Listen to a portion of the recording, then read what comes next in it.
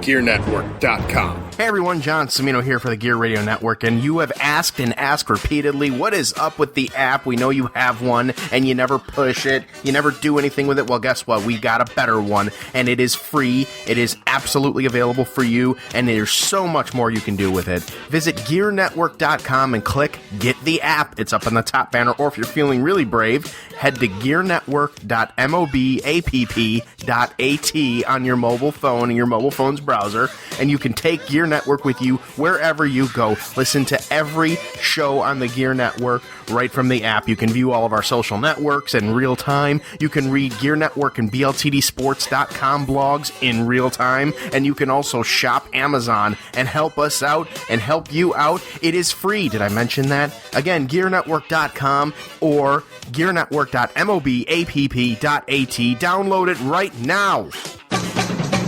This is a Gear Network production.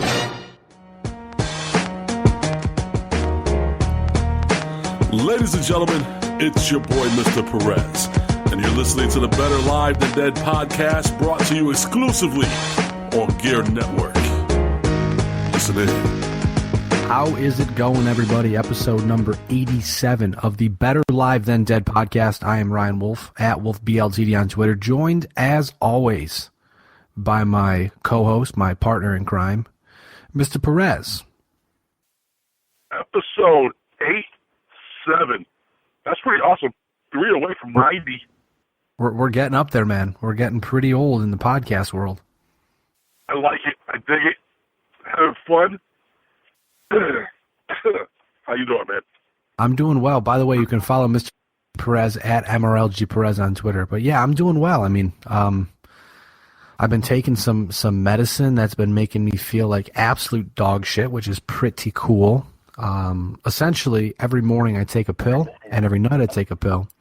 Every morning when I take a pill, I get incredibly nauseous, which is just ideal. It's how I want to start out every day, and I've been taking the pills for 9 days now, so it's been a treat for sure.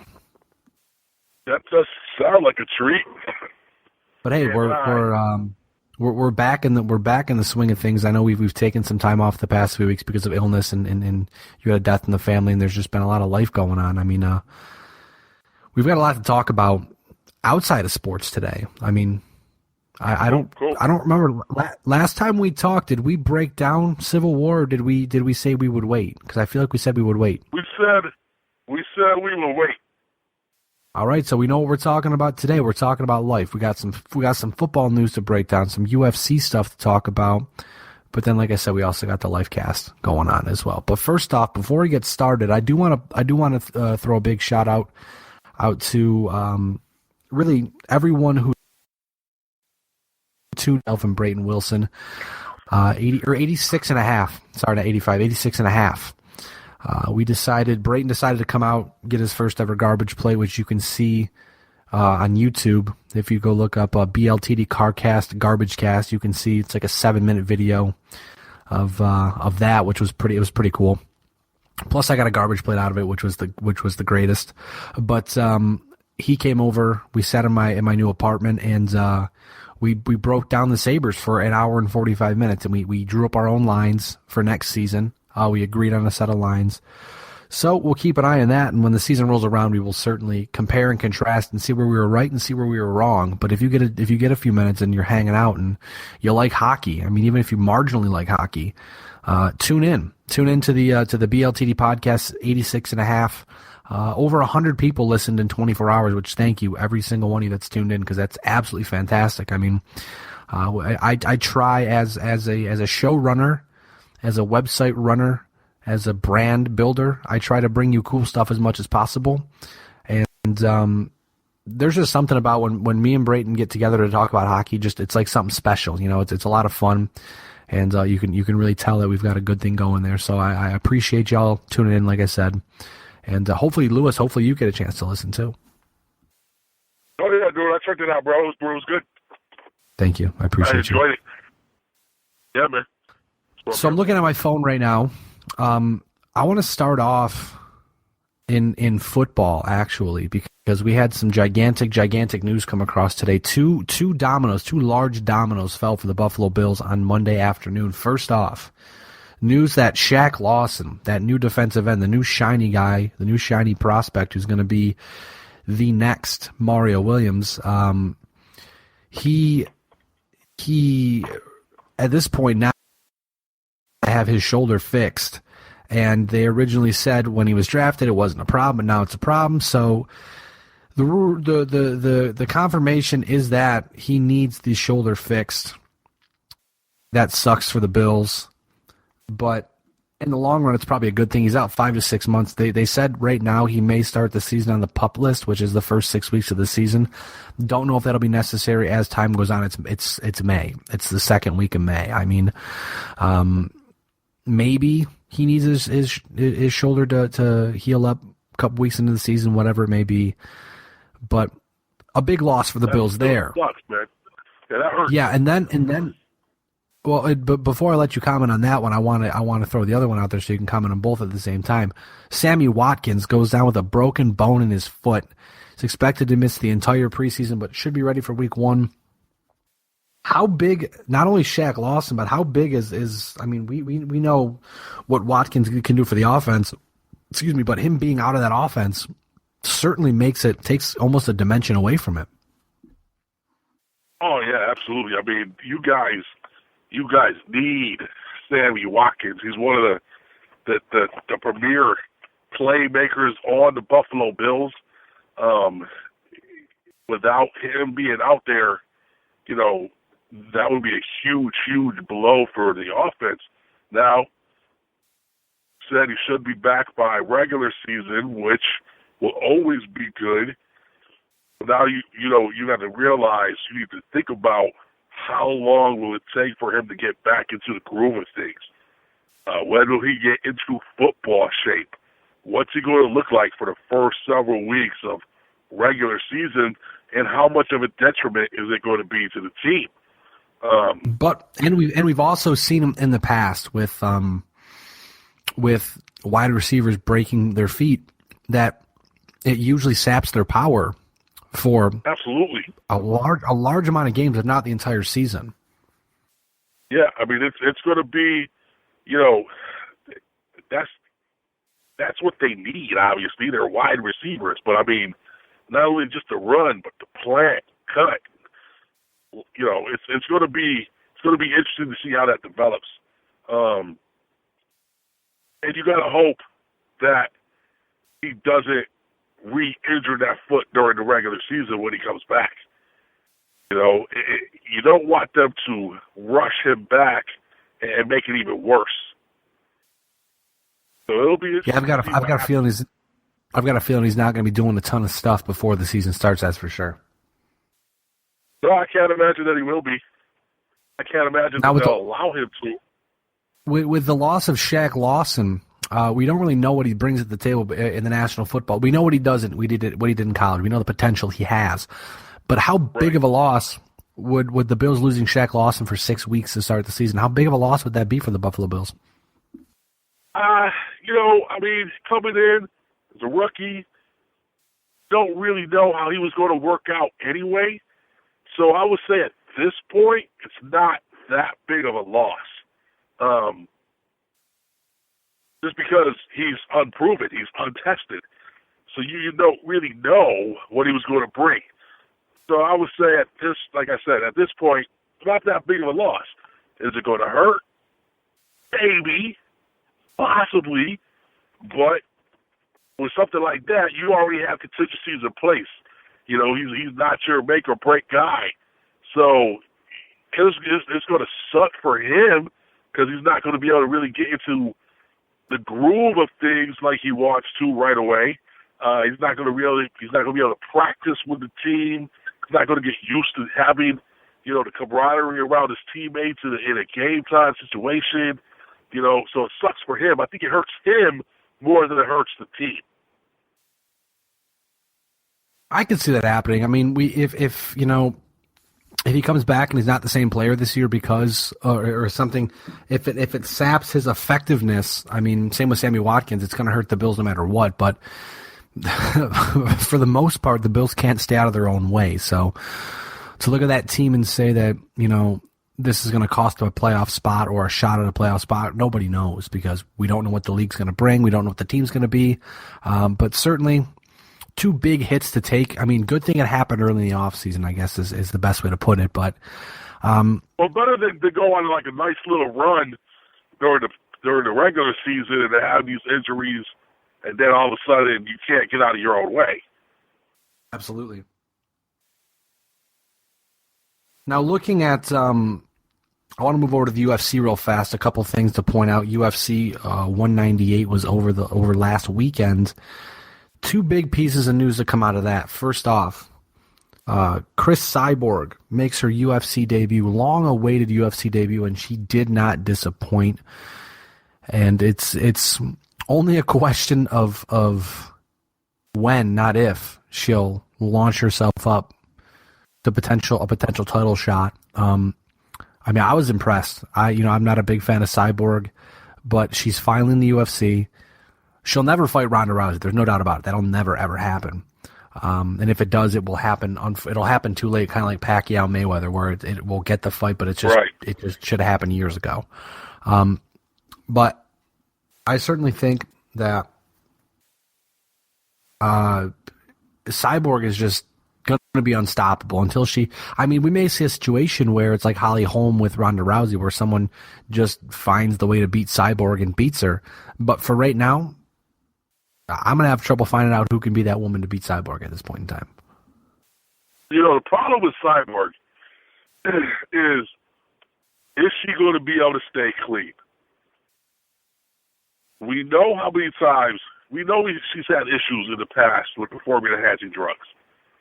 And the UFC obviously is much more stringent when it comes to that than some of the other feds that she's fought in. So can she stay clean? Will she be, obviously the individual she fought, she handled her pretty well. Cyborg can fight. I don't think I'd want to step in the ring with her.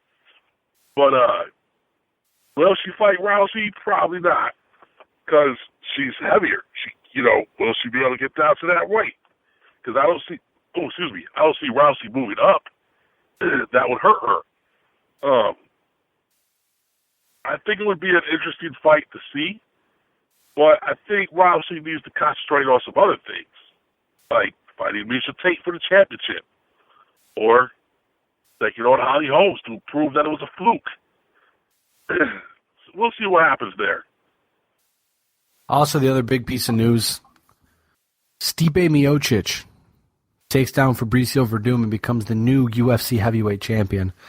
And that also was a piece of fighting if I've ever seen one. I mean, I don't know how many people thought Stipe Miocic could win the title, but he won in such a dominating fashion that the people who thought that Verdum was going to crush him are left shaking their heads wondering why the hell they ever would have thought that.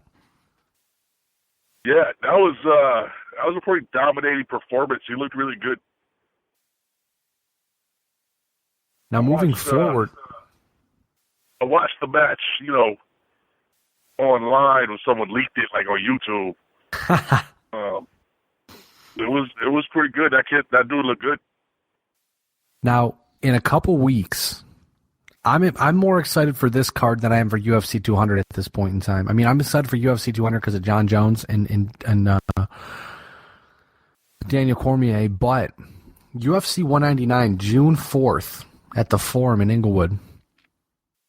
You've got Chris Rockhold, or Luke Rockhold, sorry, fighting Chris Weidman, defending the title. Can Chris Weidman win the title back? That's a big fight. But the fight that I'm tuning in for that night, Bantamweight Championship, Dominic Cruz, Uriah Faber for the third time they're fighting each other. And is this the time that Uriah Faber finally gets over that hump and finally wins his first UFC championship? It may be his last shot, honestly, at the title. But can Uriah Faber do it? I think he might be able to. I mean, we saw Dominic Cruz get hurt last fight, and it certainly, I mean, he's beatable. He's one of the best when he's healthy, but is he healthy? And I just think that Uriah Faber has something left in the tank. He's got a lot to still prove, and certainly putting that gold around his waist is got to be all the motivation that he needs.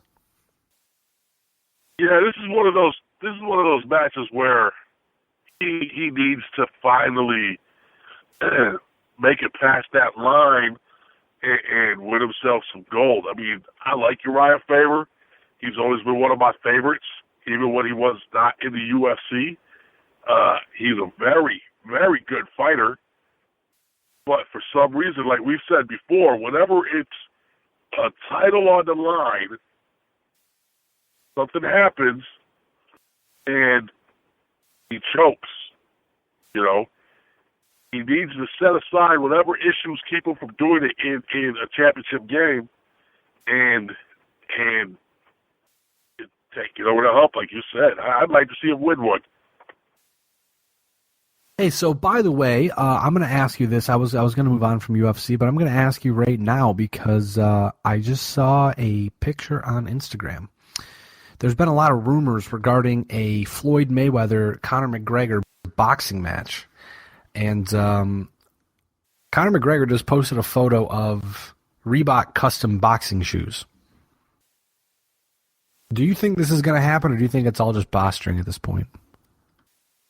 I think it's posturing. I can't see either one of those guys putting their reputation on the line to that effect.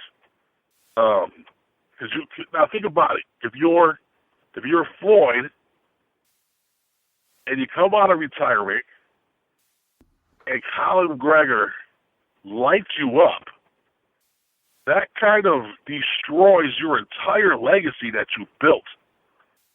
You went undefeated, multiple championships, either some of the best names in boxing. Sure, some of those were dirty, and in the case of Pacquiao was injured. You want to put your legacy on the line against someone who's not known for boxing, but for mixed martial arts. If there was a mixed martial arts fight, there'd be no question who's going to win. But he doesn't throw hands in the same manner at an extended period of time like a regular boxer. If you want to step in the ring and run the risk of looking really stupid in that ring. Now, I don't think McGregor will look really stupid, but you'll never know unless you get in the ring. And I personally don't want to see that happen. I don't like Floyd Mayweather. Never really have. As you're apt to say, he's a garbage human being. That does sound like something I would say. Absolutely. But at the same token, he was one of the best boxers we've ever seen. Do you want to run the risk of getting knocked out or beaten by someone who does not have a boxing background? Even if the payday is going to be huge, because you know that payday will be huge. Or they were talking hundreds of millions of dollars, guaranteed. Oh, absolutely. I mean, I'm not surprised by that. I don't want to see it. I mean, I would be intrigued by it, but I really could care less. It's going to be a joke. If nothing else, it's going to be a complete joke and a money grab. So I want to move over. I want to move over to basketball real fast. Oklahoma City on Monday night defeated Golden State 108-102. A late travel call kind of set the pace for the rest of the game, apparently, from what I was seeing. I turned the game off to get ready for the podcast, so I'm just going off what I read on the tweet bots. But Oklahoma City, man, they are doing something special right now. And I mean, I know Golden State is, greatest season in the history of basketball statistically and all that, and they're defending champions. But it just, I mean, if Golden State comes back game 2, I'm brushing game 1 off as just whatever. But Oklahoma City, dispatched the Spurs, who were fantastic, and they found a way to beat Golden State. Maybe Golden State comes back and crushes them. Who knows? We'll find out. But at this point, I mean, I don't think Golden State has anything to worry about, but certainly they've got to be, wondering, hey, what the hell's going on with this team? Because Oklahoma City they're for real. I mean, I don't know, if Billy Donovan is the reason they're this good, or if it's just they're clicking all at the right time, or it seems like they've got a lot of everything going on working out for them. Yeah, man. I think they kind of felt disrespected in the last series, and I think they are on a mission to prove something. Will they be able to finish off Golden State? I don't know. This is one game. Golden State Warriors hardly lose at home, so that's big. But they're still the Golden State Warriors. They still have one of the best teams. One of the best all-around teams. Yeah, just one of the best all-around teams. And it's a long series. So I say let's wait and see. At this point, I'm still apt to go with Golden State, because I think they're deeper. Although OKC's been looking really, really good. And frankly, I think the OKC Cavaliers championship would be more interesting than the Cavaliers Golden State, because I think Golden State would just run over the Cavs. Now, you mentioned, and I do apologize for cutting you off, but you mentioned the Cavaliers. On Tuesday night, the Raptors face the Cavaliers to start the Eastern Conference Finals. Any chance for Toronto to win, or is this just going to be a steamroll for Cleveland? I got to be honest with you. I think the Toronto Raptors are a young, unknown team who have a very good chance to upset the status quo. I think they're going to do something that people aren't prepared for, and like Muhammad Ali said once, he's going to shock the world. So I think Toronto has a chance. I don't think they're going to win, but I think they have a better chance than anyone else did. Moving over to the National Hockey League real quick now. First off, we have the San Jose Sharks and St. Louis Blues. Blues lead that series 1-0 after a 2-1 victory on Sunday night. Monday night brought us a fantastic finish again in this year's playoffs. I believe it was the 17th game this postseason to go to overtime. Pittsburgh, Sidney Crosby. Who else scores the game-winning goal? Fantastic game. Tampa, who was down their goaltender Ben Bishop, who had a freak. It looked like a lower leg and knee injury. He's day-to-day at this point, but he had to be stretchered off the ice. He was in that much pain. He said after the game he thought he had broken his leg. That's how bad it felt.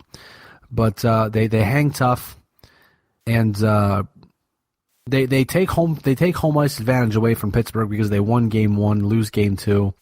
They take it back to Tampa Bay later this week. And I'm very intrigued by this series. I mean, I hope the Sharks beat the Blues just because, I mean, that to me, that seems like a series where, there was a gigantic staple in my shoe. Sorry, there was a gigantic staple in my shoe and I got stuck on my toe. Ouch. I want to see the Sharks beat the Blues, but whoever comes out of the West, I think they're losing to the winner of the East.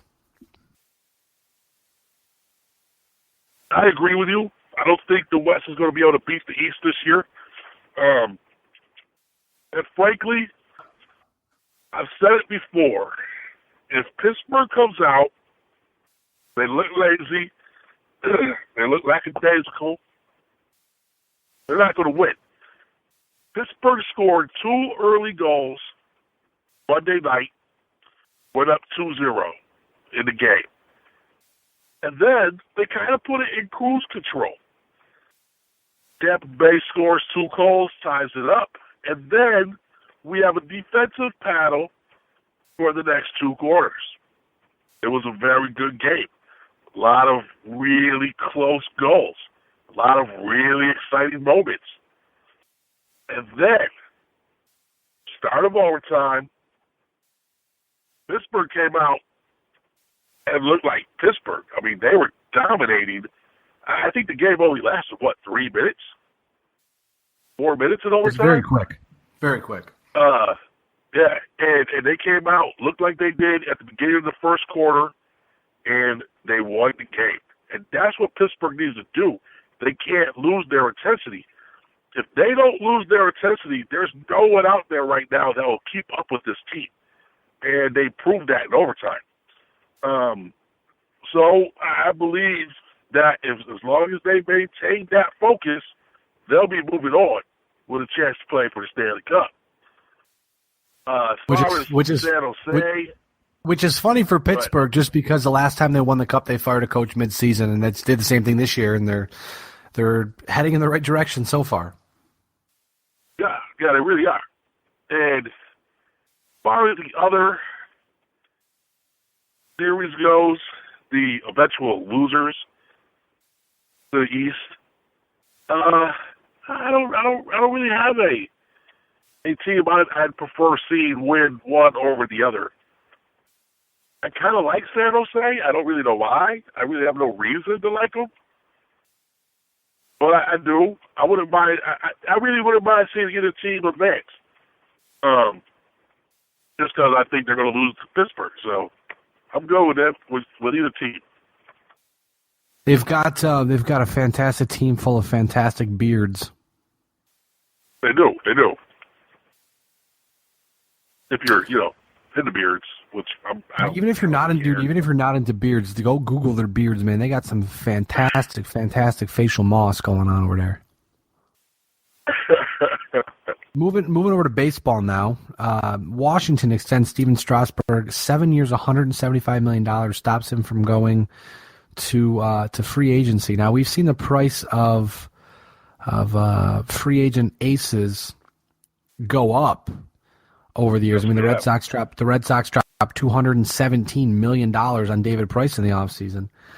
But do you think that for a pitcher who is 60-37 in his career as of this podcast, 3.08 career ERA, this season 6-0 with a 2.95 ERA, I mean, one of his best seasons and really one of the best starts of his career. I mean, he's won 15 games once in his career, 14 games once, double digits 3 times in 7 years. But in 8 starts, he's 6-0, like I said, with a 2.95. Do you think that the money they're going to pay Strasburg is completely worth it? I do.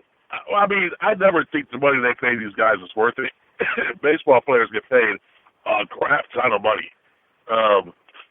But this is the type of start that we've been waiting to see from Strasburg. We know in the past that he's been hampered with injuries. I believe he's had 1 or 2 surgeries. He looks like he's finally 100% healthy. And I believe that as long as he can maintain his health, he's going to have a tremendous season, possibly, 17, 18 win season. His velocity is back. He's got some really good off pitches. So I think that what they're paying him to lock him up is a good investment, because I think he's going to be a serious pitcher this year. For a team that already has Max Scherzer, which we talked about last week with his 20 strikeout, or 2 weeks ago, his 20 strikeout game. I think we talked about that. I don't remember, man. Yeah, we talked about that.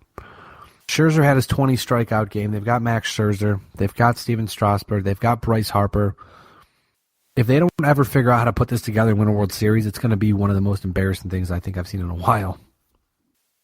Oh, yeah, that team has all types of ridiculous talent.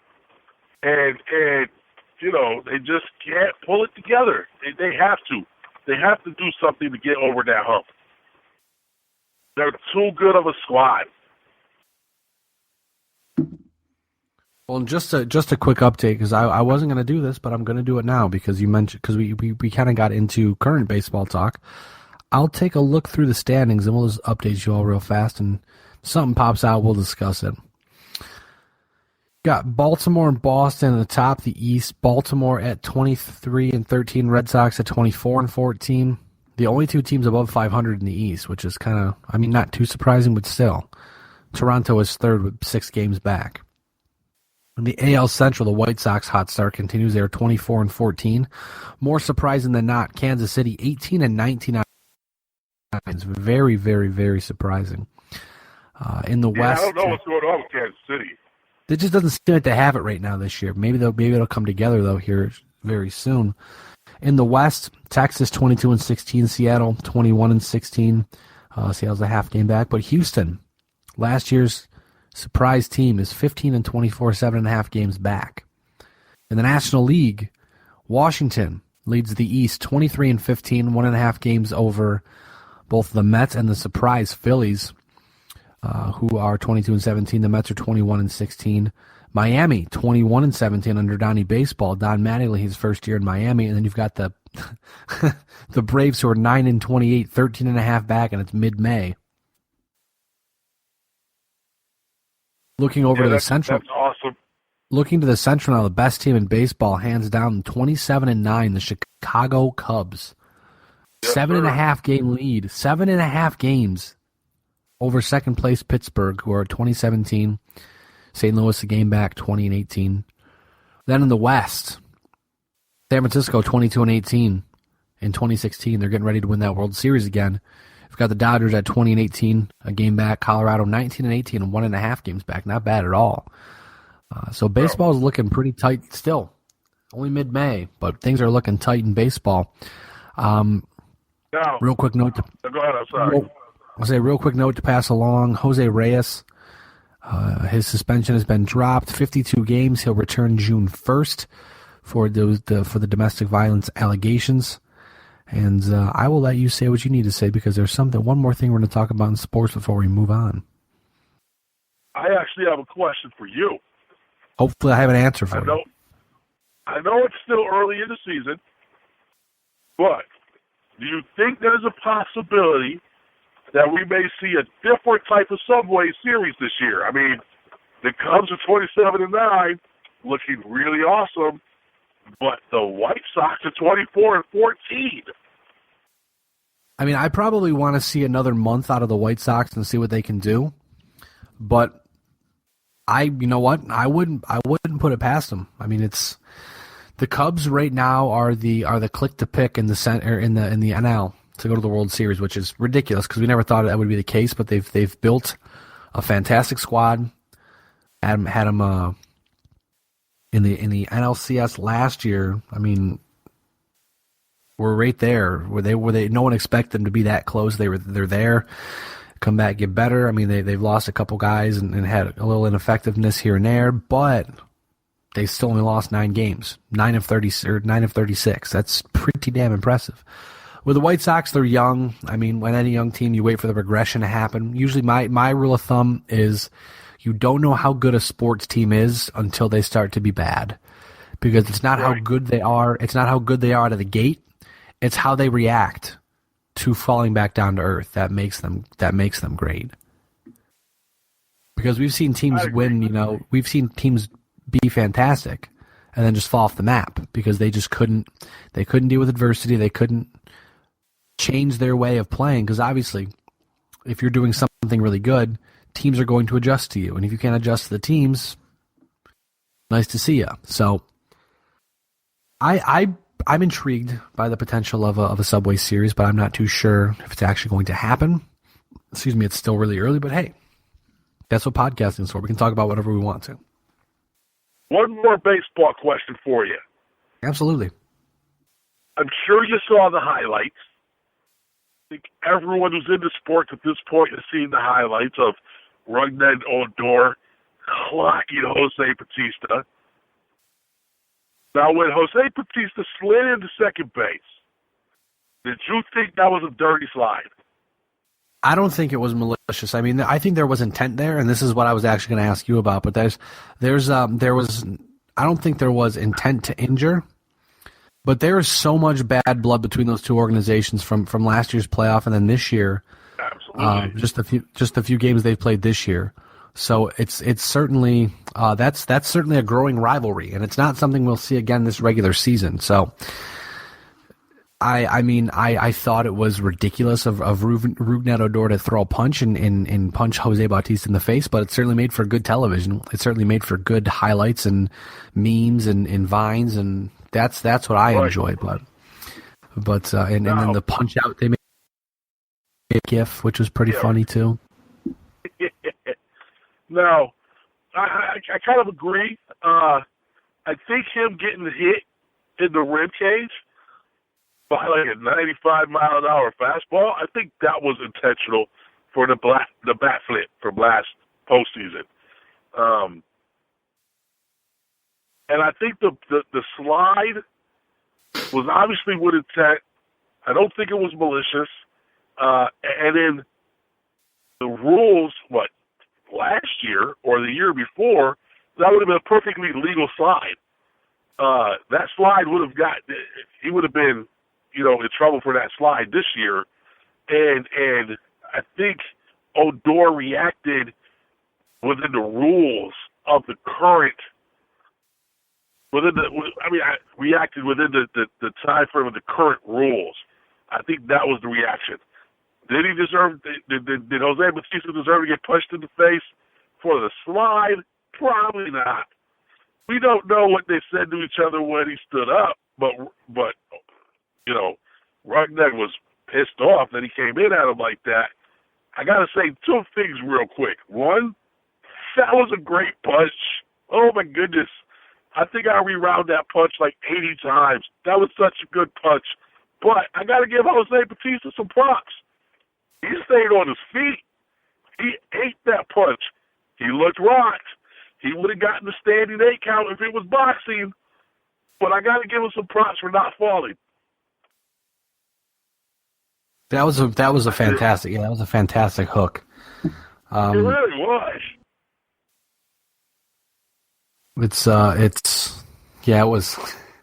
It was incredible. I mean, you don't see it every day, and when you see something like that happen, and you see actually someone get clocked in the face in a baseball game, I had to kind of pinch myself for a second because I didn't know if I was watching baseball or hockey. Exactly. Now I have to say, I've hit people like that, especially when I was bouncing, and I don't think anyone stood up. Right? I don't think anyone stayed standing up. So I got to give Bautista some props. It was I'm good. It was good, man. Now we can move over to some life stuff if you want to. Let's do it. Podcast's over. Lifecast starts. Now, yeah, sports is kind of slow. Yeah, I'm exhausted to be just frank with you. I've spent the past. Today I worked. Work was insane today, but Friday, Saturday, Sunday. Last Friday, Saturday, Sunday, I moved.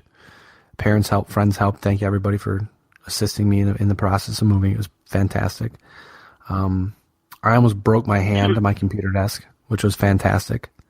I was carrying it in my hand. You were moving, dude. I would have helped you. Oh no, I had it all taken. I appreciate that, man. I had it all taken care of.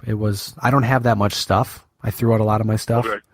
After the first 3 other times I moved, I was like, well, this sucks. Why do I have to move so much stuff? Because I own too much stuff. So I downsized a little. But I appreciate that. I'm glad to be back out in Greece because we can meet up more. I can meet up with John and go to the Gear Network studios in the headquarters and do some podcasting there. But I'll tell you what, dude. I don't know how I got so many cuts and bruises moving. Just my hand is bruised and swollen because I bashed it on my desk. I was carrying my desk, my hand slipped and slammed into my desk and cut my hand open, and I've got it's like a nice shade of yellow and brown right now, which is pretty cool. Ouch. Got a couple more just random cuts on my hands and my arms and my legs, just dumb stuff. Don't know how it happened, but It was when you were playing hockey yesterday with the mimosa. No, man, that was easy work. I was also slightly drunk at the time too. Some little 2-year-old kid wanted to play hockey, so I just sat there and drank and just took the simple pass and put it in the goal. No doubt. But excuse me. Yeah, I'm exhausted. It's catching up with me. But I wanted to ask you because I've got an ongoing situation here. At work, I'm currently on a project, and there's a potential that I can make that project a permanent full-time gig. Now, a potential full-time gig has come up apartment, but I really want to stay on the project and get a full-time gig on the project. So I think what I'm going to do is go get a job offer in the other department and then take it to my project manager and say, hey, ball is in your court. Do with this what you will. Is that a good move, you think?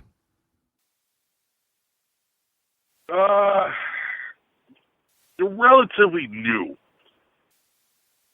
I don't think you've been there a year, right? I've been there since October. Yeah, I mean, doing something like that, this quickly could be a gamble, but if you're getting, if you're getting job offers from other departments while doing this, it also shows your potential and your value to the company. I mean, so I got offered. The risk, man. I was gonna say I got offered an interview. I'm gonna take it. I mean, why not?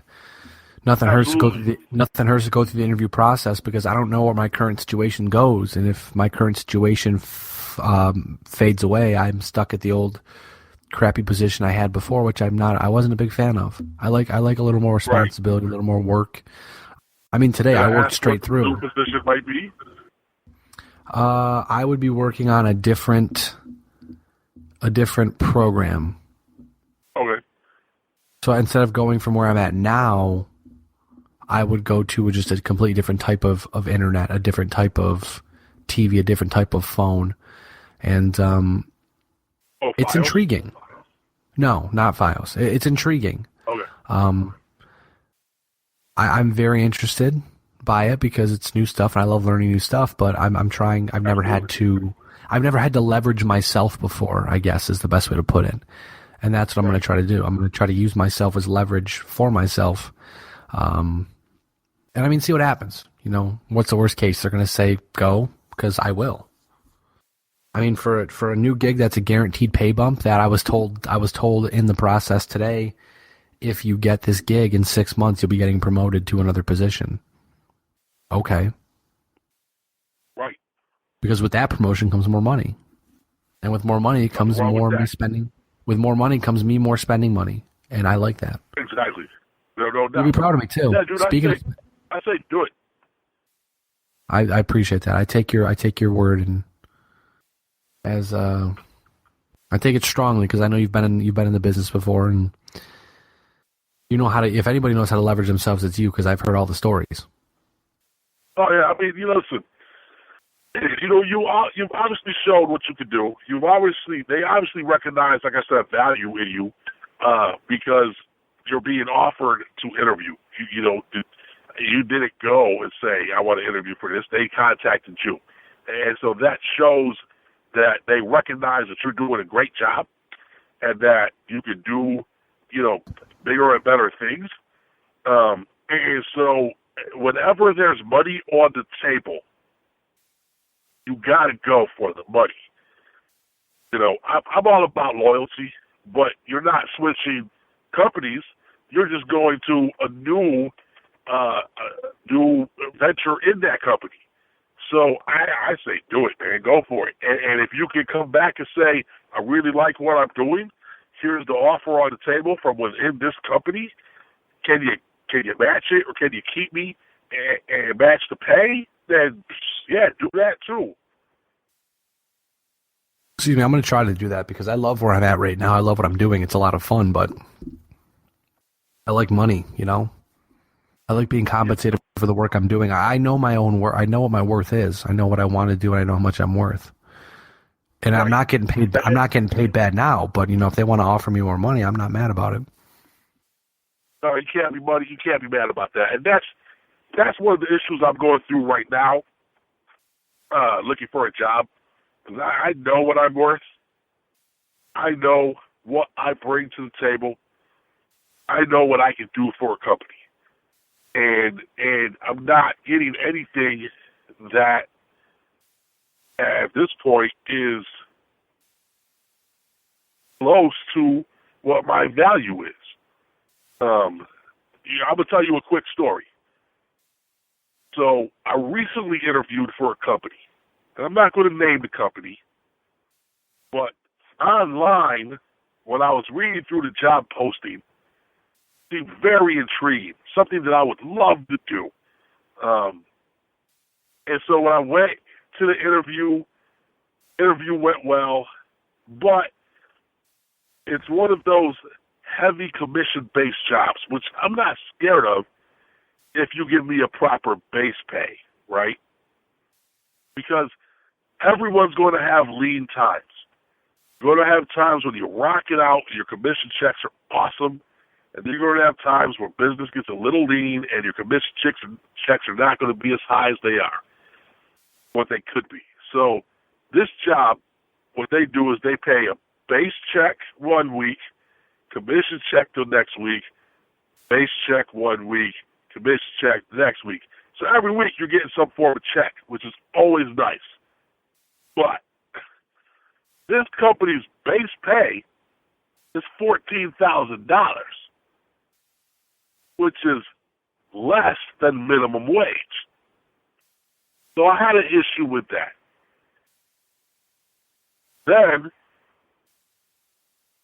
you don't get any benefits or any PTO for a full year. So I had an issue with that. Yeah, how you're not going to offer someone medical for a full year? So the lady emailed me, and I emailed her back with some concerns about the job. And she called me back, and she was like, well, here's the deal. You actually get medical and stuff after 3 months. And I was like, well, that's a little better. I can live with that. But I'm still concerned about the pay. Because for the first 3 days it's training, I'm making like $6.75 an hour. That's garbage. So she says, well, you could do that because it's uncapped commission, which is not really true. So I explained to her what the person in the interview explained to me, and she was like, you know what he says is wrong. I'm going to have him call you back. So I was like, okay, have him call me back. So he calls me back. Don't know why she couldn't answer all my questions, but whatever. So he calls me back, and I say, listen, she said that it's like benefits after 3 months, not a year. And he goes, nope, she's wrong. You get benefits after a year, you get PTO after a year. I was like, okay, that's garbage. I can't live with medical, not having medical for a year. If I get a flare-up of my Milroy's disease and I end up at the hospital for a week and a half, not having medical is very tough because that's a $15,000 bill I'll have to eat. So then I say, well, okay, tell me about the pay again. What's the commission? How does that look? So for the first 90 days to possibly a year, you make a 5% commission on whatever you sell. You basically prospect, someone else closes the deal, they get 10 to 15%, you get 5%. But then he says to me, but every quarter you get a bonus. So I was like, okay, that's a little more attractive. He says, yeah, what we do is on your commission checks, we pay you 2.5%. And then at the end of the quarter, we give you the other 2.5%. So that's your bonus. That's not a bonus. If I get 5% and you give me 2.5% in my check, and you save the other 2.5%, you're just giving me what I already earned. You're giving me my pay. And he's like, no, we call it a bonus. But that's not a bonus. You told me I'll make 5% initially. So if you're keeping 2.5, and then you give me 2.5 later, you're giving me what I already earned. Oh, no, we like to call it a bonus because we don't have to give it to you. Yeah, you do. If I earn 5%, you got to give me 5%. No, we like to call it a bonus. So, like, the whole thing was just ridiculous. I'm worth more than that. So, dude, if you Dude, I agree. That's bogus, man. Oh, dude, so ridiculously bogus. So yeah, dude, if you know what you're worth and someone's willing to pay you what you're worth, go for it. I appreciate that, man. Get that cheddar. So I also, in my in moving, I've spent a shitload of money. Most on adult stuff, and I just wanted to treat myself because I didn't have a bad day, but I just had a lot of work to do. I need to clear my head, so I went out and bought myself a real nice watch. Thought you'd be proud of me. Oh, what'd you get? I got a $200 Nixon watch. Nice. It's beautiful. It's gunmetal gray. I'll have to show you sometime. I have to adjust it myself. I bought a little watch kit so I can adjust the watch myself. But which I probably could have just called you. Yeah, well, I need to invest in a watch kit because I have so many watches. Yeah, dude, you have an absurd amount of watches. Like you could have, I think you could fit. You could have like a watch arm, maybe two watches. I could have a watch arm for a bunch of people. I think about at last count about 80 watches. That's a lot of time to keep. Right, it is, dude. Listen, when we have to like fall back or spring forward, having to change the time with all those watches suck. It's terrible. Just don't. It's right twice a year. Yeah, but I have a couple wind-ups, so that's, if they die, whatever, just set it. I have an automatic that's pretty cool. So those are easy to take care of. But the other watches, and I think I have about 15 watches right now that need new batteries. That's a pain in the butt. But you know what? Love watches. Not going to stop buying watches. So this is something I have to live with. The first world problem right there, man. Oh, you know what? I haven't bought a new watch in like 5 months. I'm starting to Jones. That's not true. 3 months. It's been about 3 months. Starting to Jones. But I gotta wait till I get a job. That's a good little Perez. Oh yeah, dude. As soon as I get a job, I'm getting a new watch. That's a present. That's a treat yourself. # treat yourself. And my birthday is coming up on June 26th, so all you people in listener land, if you want to buy me a watch, I won't stop you. You'll have my internal gratefulness. Buy a fucking Dora the Explorer watch from Walmart. Dude, I'll rock it. If it fits my wrist, I'll rock it. I also picked up a Roku today, which is pretty fantastic because if you have Time Warner cable, you don't need a box. Just get a Roku, and you can stream all your channels that you have on your TV on your Roku for free. That's very cool. So I've got Roku, HBO Go, Netflix, MLB TV all hooked up. At this point, all hooked up. Go. I need to log in and watch last week's Game of Thrones. Are you throwing a hint my way? No, have you ever watched Game of Thrones? No. Bro, listen. There's 2 series that I've recently watched that I recommend you watching. 1, Game of Thrones. Game of Thrones is bloody freaking awesome. It's awesome and it's bloody. And there's a lot of naked people. So that's always a good time. The other series you should check out is called Justified. Tim Oliphant plays a U.S. Marshal. And basically, the show starts out with him killing someone. But it was a justified killing. Hence the name of the show. Justified. That's an awesome show. You should check that out. I wish I had not waited until it was off TV to watch it. There's 6 seasons. I'm currently in 3.5. Very good show. Watch Veep, which is hilarious. Veep, yeah, I've seen a couple episodes. It's not bad. I certainly thoroughly enjoy it. You know what me and my wife just got done watching? What's that? And I don't know if I should be ashamed as a guy. But you know what? I'm not ashamed. It was actually a really good show. We just finished watching every season of Gilmore Girls. I've heard good things about it, man. My wife watched it when it was on TV. I never really watched it with her. But Netflix is about to release 6 new episodes. The original writers came back, and they're going to finish it the way they wanted to finish it. So my wife's been watching it. And I got to tell you, it's actually a pretty entertaining show. You know what does it for me? Is the dialogue. The dialogue is awesome. I would recommend checking it out. I thought you were going to say the women.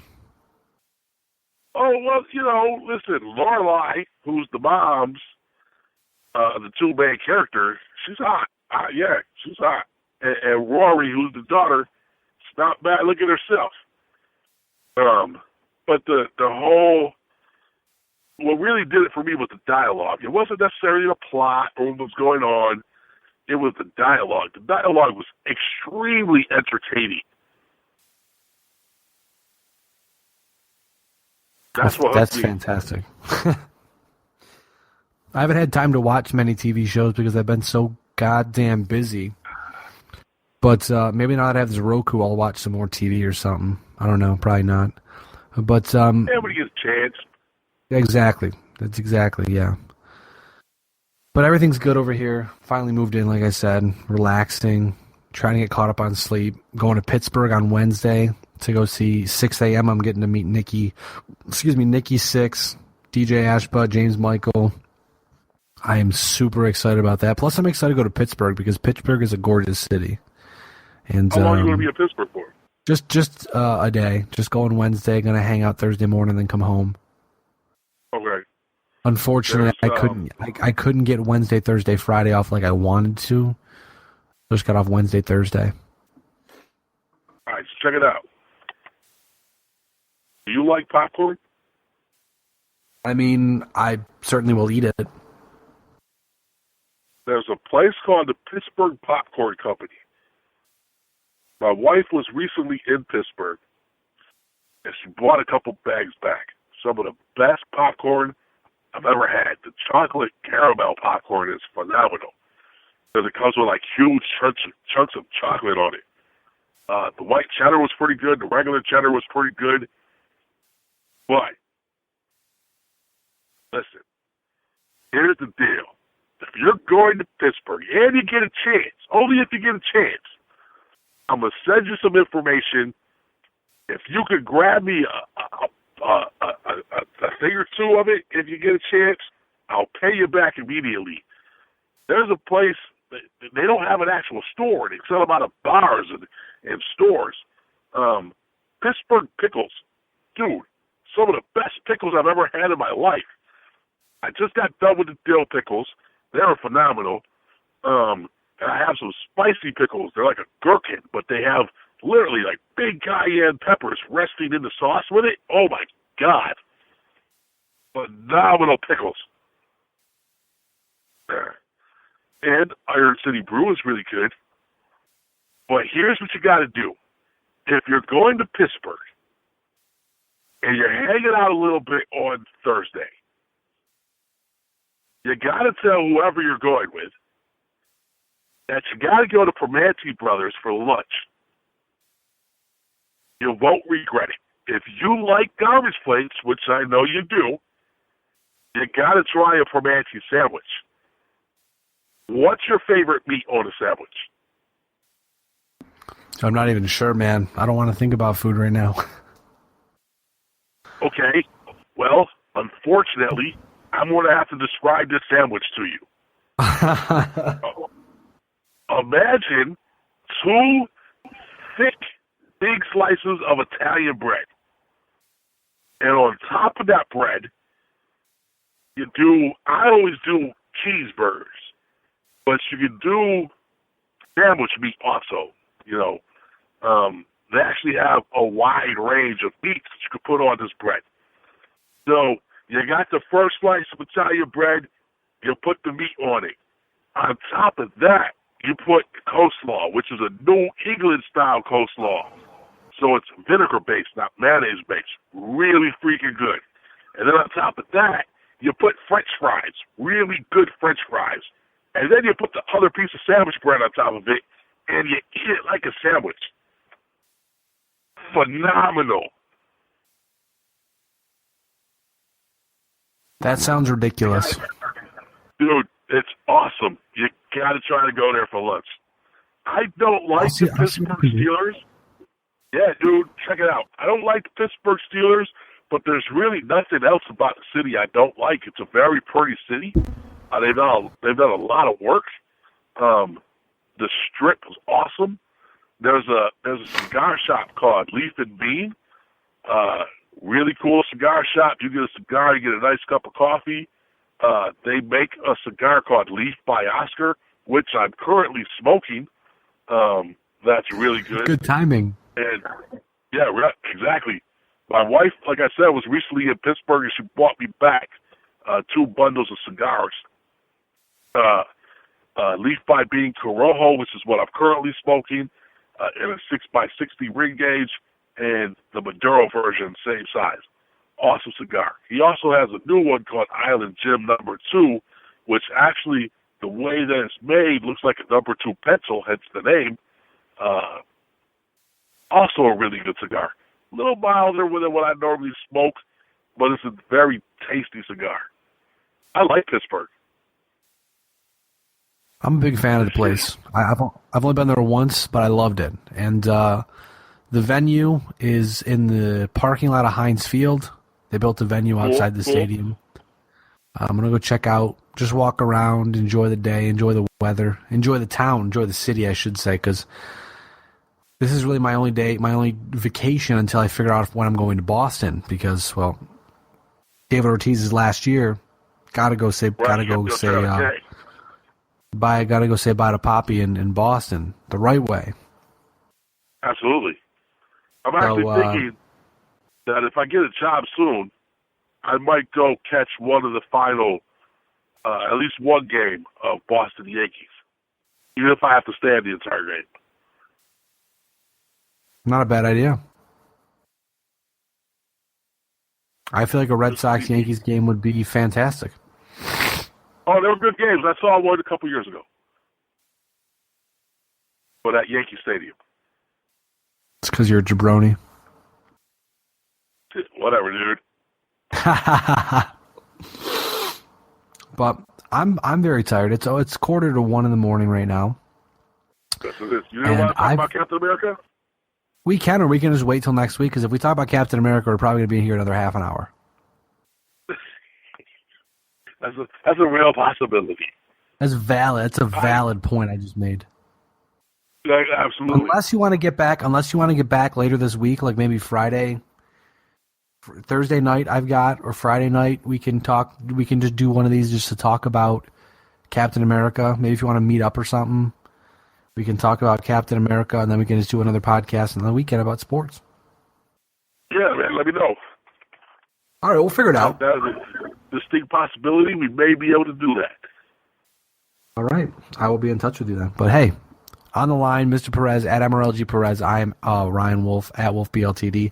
Check out BLTDsports.com, Facebook.com/BLTD Podcast, on Twitter at BLTD Sports. Also, like I said before, check out BLTD Podcast 86.5, myself and Brayton Wilson talking exclusively about the Buffalo Sabres. Nobody else but the Buffalo Sabres.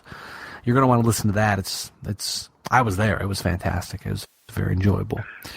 But for Mr. Perez, again, I'm Ryan Wolf. We are Better Live Than Dead. You're not. We'll catch you same time, same place next week, my friends. Have a great night. Thanks for tuning in.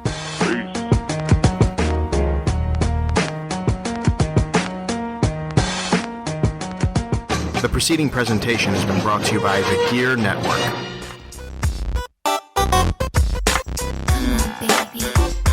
Ooh, yeah, it's the Macho Man here. Yeah, talking to you, from, beyond the realm of spectrum. Yeah, all the other greats are, Dusty Rhodes is over there, Roddy Piper right over there. I got Balls and Axel right over there, and we're around the radio. Radio in our faraway land, so we can listen to you, talking wrestling on Gear Network. We want to hear JC talk about wrestling. We want to hear who he's interviewing, some of these young up-and-comers. I want to hear what they're about, and I want to hear them talk about how much of an inspiration the Macho Man really was for them. Dig it. I dig it. Wow, freak out. I'm doing a commercial. Right here, Gear Network, talking wrestling. Listen in, as that Perez guy would say. Dig it. The Talking Wrestling Podcast, every 2 weeks through SummerSlam, here on the Gear Radio Network.